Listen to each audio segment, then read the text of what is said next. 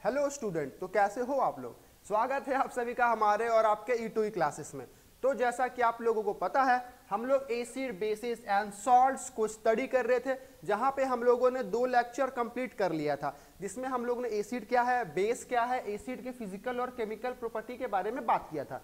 अगर किन्हीं ने वो लेक्चर नहीं देखा है, डिस्क्रिप्शन में उन दोनों लेक्चर्स का लिंक है, आप जाओ और वहां से देख सकते हो। और जिन्होंने भी अभी तक चैनल सब्सक्राइब नहीं किया है वो जल्दी सब्सक्राइब कर लो, ठीक है।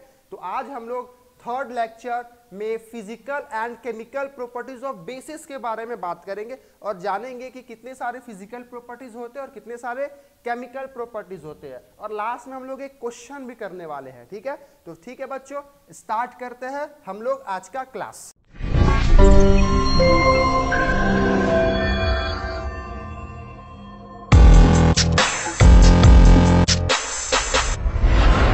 हम लोग बात करते हैं फिजिकल प्रॉपर्टीज ऑफ बेसिस के बारे में। तो पहला फिजिकल प्रॉपर्टीज क्या कहता है कि बेसिस हैव बिटर टेस्ट, मतलब अगर आप बेस को चखोगे तो वो आपको थोड़ा सा कड़वा लगेगा, मतलब कड़वा लगेगा, ठीक है ना। बिटर मतलब कड़वा लगना। जैसे आप साबुन नहीं, साबुन तो आप नहीं खाए होंगे, ठीक है, लेकिन अगर नहाते समय साबुन हल्का सा भी मुंह में चला जाता है तो आपको स्वाद तो पता ही चल गया होगा कि कैसा स्वाद होता है उसका, तो कड़वा होता है, ठीक है। और दूसरा, bases feel soapy to touch, मतलब साबुन को छूते हो तो कैसा टच फील होता है ना, वैसे ही अगर आप बेस को छुओगे ना तो कुछ वैसा ही फील आता है।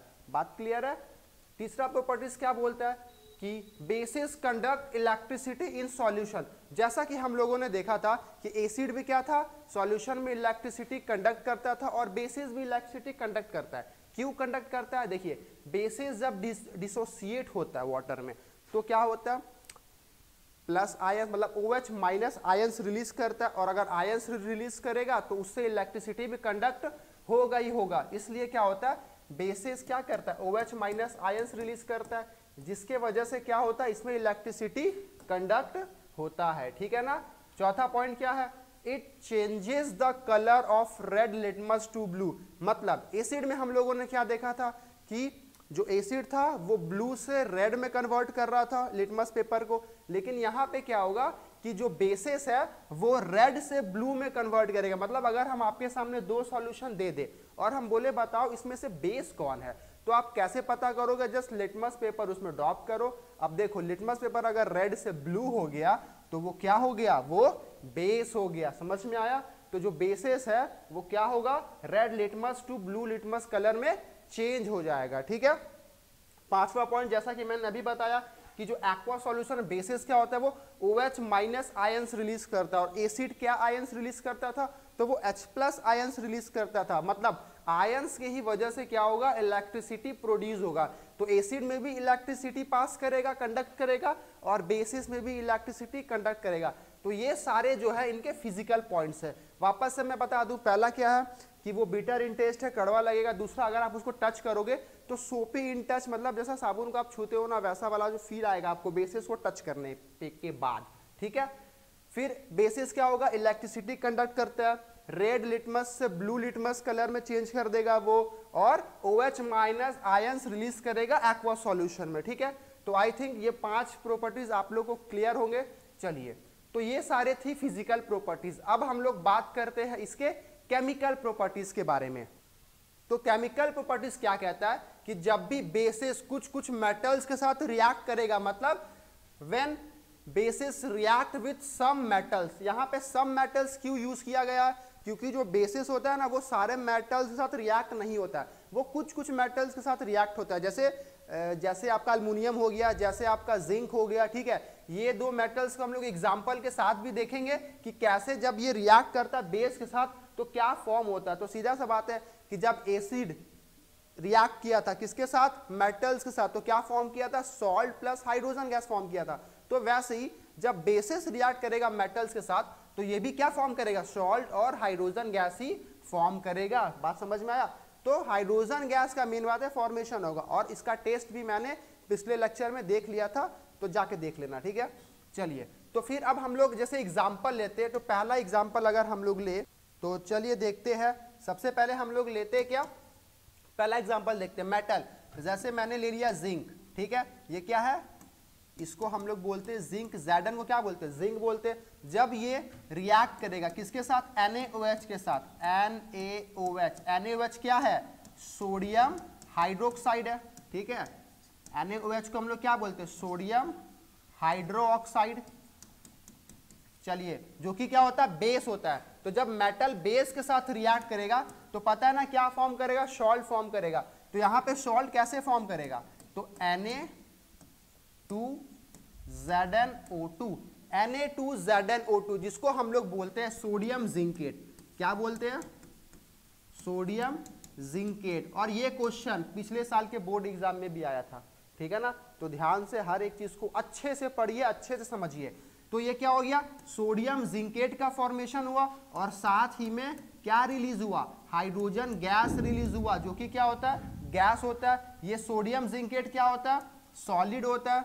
वैसे NaOH क्या होता है, एक्वस होता है। और वैसे Zn क्या होता है, सॉलिड होता है, ठीक है ना। ये बैलेंस नहीं है फिलहाल, तो आपको इसको बैलेंस करना पड़ेगा। हर इक्वेशन, केमिकल इक्वेशन को लिखने के बाद आप लोगों को बैलेंस करना बहुत ही ज्यादा जरूरी है, ठीक है। तो अगर हम इस चीज को बैलेंस करें तो कैसे करेंगे, यहाँ देखो, यहाँ पे 2 हाइड्रोजन गैस है ना, मतलब 2 हाइड्रोजन एटम है, तो यहाँ भी 2 लगा दो, तो यहाँ देखो 2H हो गया। अब यहाँ पे Na कितना हो गया, 2 हो गया। यहाँ भी Na कितना है, 2 है।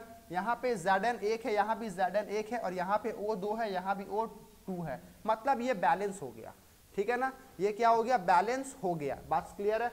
तो जब हम लोगों ने क्या देखा कि जब जिंक और सोडियम हाइड्रोक्साइड जो कि बेस होता है रिएक्ट करता है तो सॉल्ट का फॉर्मेशन और होता है, और ये सॉल्ट कौन सा है, सोडियम जिंकेट है। क्लियर है बच्चों आप सभी को।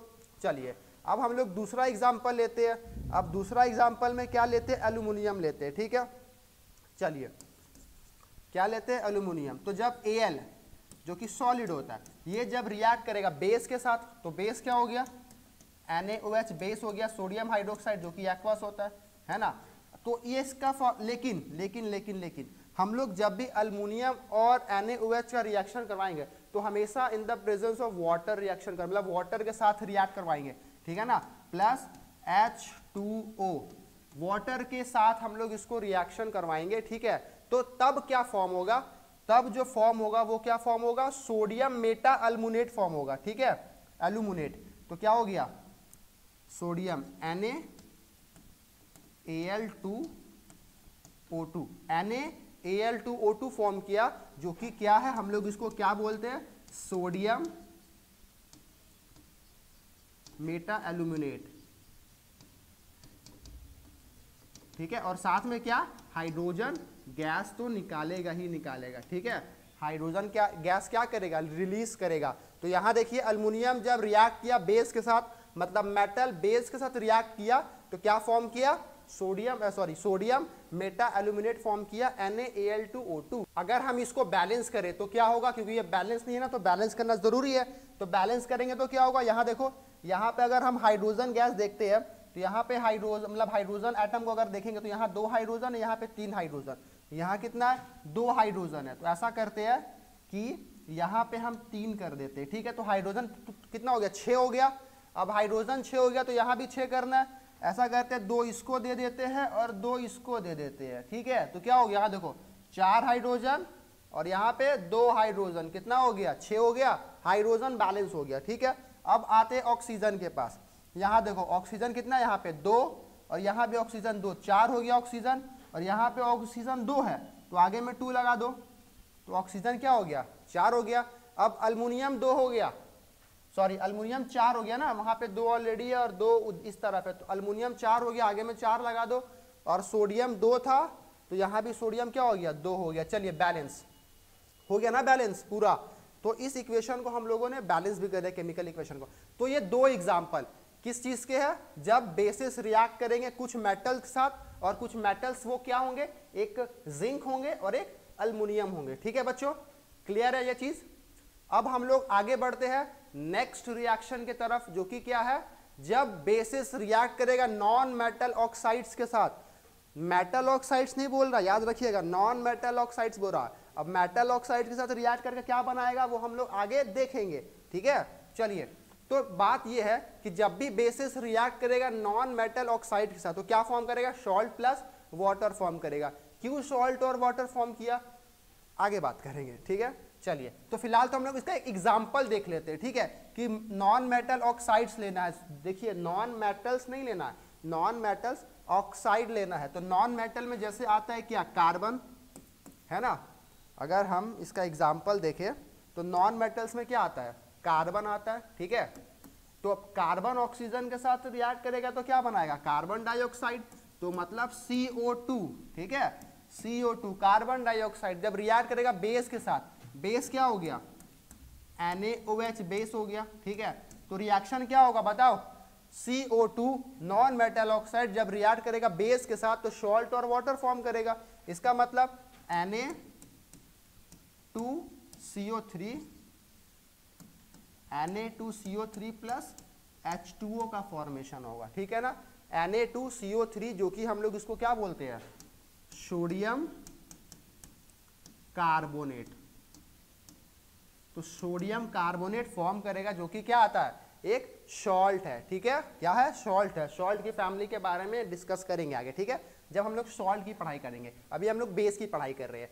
तो जब कार्बन डाइऑक्साइड जो कि एक नॉन मेटल ऑक्साइड रिएक्ट करेगा बेस के साथ NaOH सोडियम हाइड्रोक्साइड के साथ, तो क्या फॉर्म करेगा, सॉल्ट, मतलब Na2CO3 प्लस H2O, मतलब सोडियम कार्बोनेट और वाटर का फॉर्मेशन होगा। तो अगर हम इस चीज को बैलेंस करते हैं, फिलहाल तो ये बैलेंस नहीं है, लेकिन अगर हम इस चीज को बैलेंस करते हैं तो क्या होगा बताओ।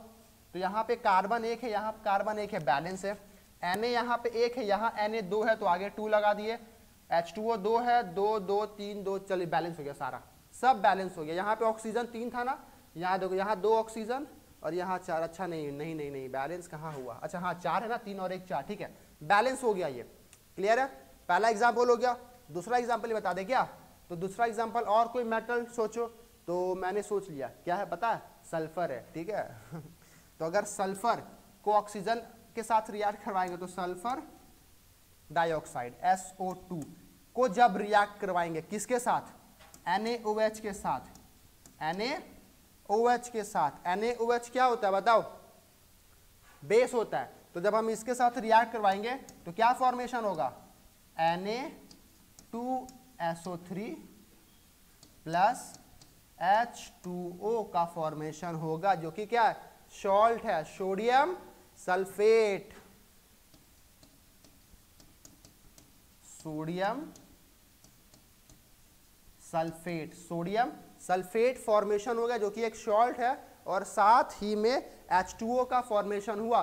तो ये 2 एग्जाम्पल बच्चों, कब, जब नॉन मेटल ऑक्साइड रिएक्ट करवाएगा बेस के साथ, ठीक है ना।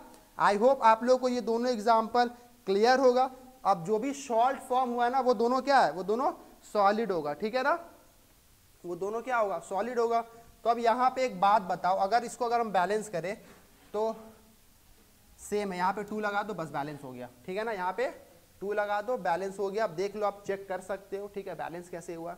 तो अब यहाँ पे बात आता है कि जब मेटल ऑक्साइड फॉर्म किया था एसिड के साथ तो सॉल्ट बनाया था, यहाँ पे नॉन मेटल ऑक्साइड बेस के साथ फॉर्म किया तो भी सॉल्ट प्लस वाटर बनाया। ऐसा क्यों हुआ, क्योंकि बच्चों यहाँ ध्यान रखो, ये जो बेस होता है वो तो बेस होता ही है, लेकिन जो मतलब जो बेस होता है वो बेसिक इन नेचर होता है, लेकिन जो मेटल नॉन मेटल ऑक्साइड होता है वो क्या होता है, वो एसिडिक इन नेचर होता है, ठीक है।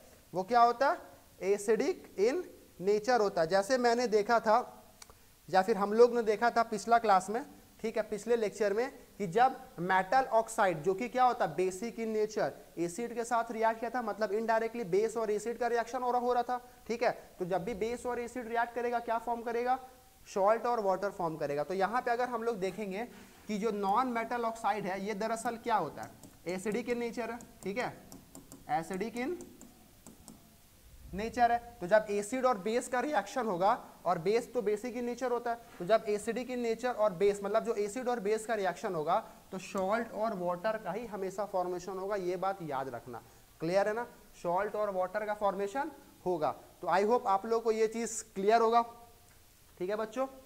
चलिए अब हम लोग बात करते हैं इसके नेक्स्ट केमिकल प्रॉपर्टीज के बारे में, जो कि क्या है, reaction of basis with acid. जैसा कि मैंने अभी बात किया था कि ये चीज हम लोगों ने पिछले लेक्चर में देखा था कि जब एसिड बेस के साथ रिएक्ट किया था तो वाटर और क्या फॉर्म किया था, सॉल्ट फॉर्म किया था। तो जब बेस या फिर एसिड के साथ रिएक्ट करेगा, मतलब एसिड चाहे बेस के साथ करे या बेस एसिड के साथ करे, बात वही आएगा, सॉल्ट प्लस वाटर। तो इसके एग्जांपल हम लोगों ने कर लिए थे, अगर फिर भी आप लोगों ने वो नहीं देखा था तो देख लो, यहाँ पे मैं फिर से कर देता हूँ।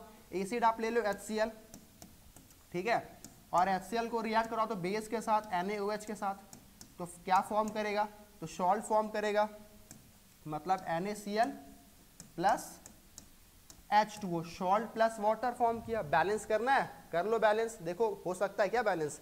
यहाँ पे 2 ऑक्सीजन है, सॉरी यहाँ पे 2 हाइड्रोजन है, तो यहाँ पे 2 लगा दिए, अब 2 ऑक्सीजन हो गया ना, सॉरी हाँ, तो यहाँ भी 2 ऑक्सीजन, Na2 हो गया ना, तो यहाँ पे क्या किए, अच्छा नहीं बैलेंस है, सॉरी ऑलरेडी बैलेंस है ये, यहाँ पे भी H है, यहाँ पे भी H है, ठीक है, ये और ये चीज़ ऑलरेडी बैलेंस है। तो फाइनली क्या हुआ, ये एक एग्जाम्पल हो गया, ठीक है। और भी बहुत सारे एग्जाम्पल्स है, आप कुछ भी एसिड ले लो, आप H2SO4 ले लो, जैसे चलो ये भी हम लोग कर ही लेते हैं, आप H2SO4 ले लो, ये भी क्या है, एसिड है, और हम इस बार जो बेस है वो हम चलिए KOH ले लेते हैं, ठीक है, क्या ले लेते हैं, KOH ले लेते हैं, मतलब पोटेशियम हाइड्रोक्साइड ले लेते हैं। तब क्या फॉर्मेशन होगा, तो सीधा सा बात है, H2O तो बनाएगा, ठीक है, तो उसको साइड कर दो, यहाँ पे क्या बनाएगा, K2SO4, क्या बना दिया, K2SO4, पोटेशियम सल्फेट, क्या बना दिया, पोटेशियम सल्फेट, ठीक है। अच्छा यहाँ पे एक मिस्टेक हो गया, ठीक है, ये सोडियम सल्फेट नहीं, सोडियम सल्फाइट होगा, ठीक है, सोडियम सल्फाइट, ठीक है, इसको करेक्शन कर लेना, सोडियम सल्फाइट, क्लियर है। चलिए अब हम लोग बढ़ते आगे की ओर, जहां पे हम लोग देखते हैं कि जब reaction of metal with metal oxides, sorry reaction of base with metal oxide, मतलब जब हम लोग मेटल ऑक्साइड्स के साथ रिएक्ट करवाएंगे, किसको, बेस के साथ, तो क्या फॉर्म होगा, नो रिएक्शन, कोई रिएक्शन होगा ही नहीं। ये क्या हो गया, अभी तक तो हम लोग देख रहे थे कि बहुत सारा रिएक्शंस हो रहा था, लेकिन यहाँ पे क्या देखा हम लोगों ने कि जब भी मेटल ऑक्साइड बेस के साथ रिएक्ट किया तो यहाँ पे तो नो रिएक्शन हो गया। ऐसा क्यों हुआ, ऐसा इसलिए हुआ कि जो मेटल ऑक्साइड होता है वो क्या होता है, बेसिक इन नेचर, है ना, मेटल ऑक्साइड क्या होता है, बेसिक इन नेचर, और बेस के साथ रिएक्ट, इनडायरेक्टली बात करें अगर हम लोग, फिर डायरेक्टली भी बात करते हैं, तो बेस रिएक्ट कर रहा है बेस के साथ, तो क्या होगा, बेस के साथ रिएक्ट करेगा तो कुछ तो होगा ही नहीं, बात समझ में आया। इसलिए नो रिएक्शन, कभी भी बेस के साथ रिएक्ट नहीं होता है। या फिर अगर हम लोग बात करें कि अगर बेस मेटल कार्बोनेट या हाइड्रोजन मेटल कार्बोनेट के साथ रिएक्ट करेगा तो भी नो रिएक्शन होगा, क्यों, सेम चीज है, जो बेस होगा ना वो बेस के साथ कभी रिएक्ट नहीं करेगा। ये सब क्या है, बेसेस है, ठीक है, बेसिक इन नेचर है सब, तो बेस कभी भी बेस के साथ रिएक्ट नहीं करता है, तो हमेशा क्या होगा, नो रिएक्शन होगा। ध्यान से क्वेश्चन देखिएगा, एग्जाम में आएगा तो क्या बोल रहा है, समझ में आया ना, ऐसा नहीं कि लिख के आ जाइएगा सॉल्ट प्लस वाटर का फॉर्मेशन हो रहा है, क्योंकि मैंने पढ़ा था कि जब मेटल ऑक्साइड एसिड के साथ रिएक्ट कर रहा था तो सॉल्ट प्लस वाटर फॉर्म हो रहा था, तो जब बेस के साथ भी करेगा तो सॉल्ट और वाटर ही फॉर्म करेगा। गलत बात, ऐसा नहीं होता है, ठीक है ना, क्योंकि वहां पे एसिड के साथ रिएक्ट कर रहा था क्योंकि ये बेस था, और ये बेस एसिड के साथ रिएक्ट हो सकता था, लेकिन अगर हम बात करें इस कंडीशन पे तो यहाँ पे क्या, ये दोनों बेसेस है और बेसेस के साथ रिएक्ट नहीं करता है। वैसे एसिड भी एसिड के साथ रिएक्ट नहीं करेगा, बेस भी बेस के साथ रिएक्ट नहीं करेगा। क्लियर है बच्चों आप सभी को। तो फाइनली जो केमिकल प्रॉपर्टीज है मैंने पूरा कर लिया है और हम लोग ने पूरा पढ़ लिया है, हर एक केमिकल प्रॉपर्टीज को, पांचों केमिकल प्रॉपर्टीज किसके, बेसिस के। तो आई होप आप लोग को सारे केमिकल प्रॉपर्टी समझ में आ गया होगा बेसिस के। चलिए तो अब हम लोग एक क्वेश्चन कर लेते हैं, क्या बोल रहा है कि explain how water is always formed in neutralisation reaction, मतलब जब भी न्यूट्रलाइजेशन रिएक्शन होता है, सबसे पहला बात न्यूट्रलाइजेशन रिएक्शन क्या होता है, तो चलिए न्यूट्रलाइजेशन रिएक्शन आप लोगों को पता होगा, मैंने पढ़ाया था, अगर नहीं पता है आप लोगों को तो फिर से देख लो कि जब भी एसिड रिएक्ट करता है किसके साथ, बेस के साथ, ठीक है, जब भी एसिड रिएक्ट करेगा बेसेस के साथ तो ये हमेशा क्या फॉर्म करेगा, ये ऑलवेज सॉल्ट प्लस वाटर का फॉर्मेशन करेगा, ठीक है, सॉल्ट प्लस वाटर का फॉर्मेशन करेगा, और इसी चीज को क्या बोलते हैं, न्यूट्रलाइजेशन रिएक्शन, ठीक है। ये क्या कर देगा, एसिड सॉल्ट को क्या कर देगा, न्यूट्रल कर देगा। बात समझ में आया, इसलिए हम लोग इसको क्या बोलते हैं, न्यूट्रलाइजेशन रिएक्शन बोलते हैं, ठीक है, न्यूट्रलाइजेशन रिएक्शन बोलते हैं। चलिए, तो अब यहाँ पे क्वेश्चन क्या पूछा कि वाटर ही क्यों फॉर्म होता है, मतलब ये जो वाटर है ना, ये वाटर ही क्यों फॉर्म होता है न्यूट्रलाइजेशन रिएक्शन में। तो आप लोगों को पता होगा कि जब एसिड रिएक्ट कर रहा बेस के साथ, ठीक है, तो एसिड क्या करेगा, एसिड डिसोसिएट कर जाता है, ठीक है, मतलब HCl क्या करेगा, डिसोसिएट कर देगा, और डिसोसिएट करके HCl क्या फॉर्म करता है, H+ आयंस फॉर्म करेगा, और साथ में Cl- तो निकालेगा ही। बात क्लियर है। और वैसे ही जब अगर हम NaOH का बात करें, बेसिस का बात करें, तो ये क्या डिसोसिएट करेगा, ये OH- डिसोसिएट करेगा, और साथ में Na+ निकालेगा, ठीक है, Na+ आयंस का फॉर्मेशन करेगा, और डिसोसिएट क्या करेगा, OH- आयंस करेगा। अब यहाँ पे देखो HCl क्या किया, H+ आयंस, और NaOH क्या रिलीज किया, OH- आयंस। तो ये जो H+ आयंस और ये जो OH- आयंस, ये दोनों का जो फॉर्मेशन होगा वही क्या बना देगा, H2O, यही क्या फॉर्म कर देगा, H2O। इसलिए जब भी हमेशा एसिड बेसिस के साथ रिएक्ट करेगा तो H2O का फॉर्मेशन होगा ही होगा, क्योंकि जो एसिड है वो H+ आयंस रिलीज करेगा, और जो बेसिस है वो OH- आयंस, और ये दोनों मिलके एज अ रिजल्ट हमको क्या मिलेगा, वाटर मिलेगा। क्लियर है बच्चों आप सभी को। तो आई थिंक ये चीज आप लोगों को क्लियर हो गया होगा। ये बहुत ही ज्यादा इंपॉर्टेंट एग्जांपल है, सॉरी क्वेश्चंस है, तो देख लो अच्छे से, समझ लो अच्छे से। तो फिर बच्चों आज का क्लास हम लोग यहीं पे खत्म करते हैं। आई होप आप लोगों को फिजिकल और केमिकल प्रॉपर्टीज बेसिस की समझ में आई होगी। तो फिर बच्चों हम लोग मिलते हैं अगले लेक्चर में, और जो नेक्स्ट लेक्चर हम लोग का होगा वो बहुत ही ज़्यादा इंपॉर्टेंट होने वाला है, ठीक है। तो इसलिए अगर जिन्होंने भी नोटिफिकेशन बटन नहीं दबाया उसको प्रेस कर दो, सब्सक्राइब नहीं किया है सब्सक्राइब कर दो, वीडियो अगर अच्छा लगा हो तो लाइक शेयर करना ना भूलना। तो फिर बच्चों हम लोग मिलते हैं नेक्स्ट वीडियो में, तब तक के लिए टेक केयर।